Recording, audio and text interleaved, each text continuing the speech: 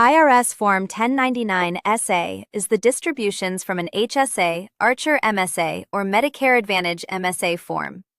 If you took any distribution from a health savings account during the year, your HSA trustee sends you this form. Distributions used for qualified medical expenses are generally not taxable. Distributions for non-qualified expenses are taxable and subject to a 20% penalty unless an exception applies. The Trustee section at the top identifies your HSA provider, such as your bank or benefits administrator. The trustee's name, address, and federal identification number appear in the Payer section. Your name and Social Security number appear as the recipient.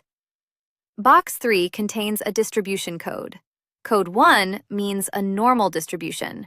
Code 4 means a disability distribution. And Code 6 means a death distribution to an estate or other recipient. Box 1 shows the total gross distribution from the account. Box 2 shows the earnings attributable to excess contributions that were returned to you. Box 5 tells you whether the account is an HSA, Archer MSA, or Medicare Advantage MSA.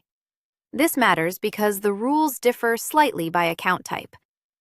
The total in Box 1 is the starting point for Form 8889, which is where you report whether the distributions were used for qualified medical expenses.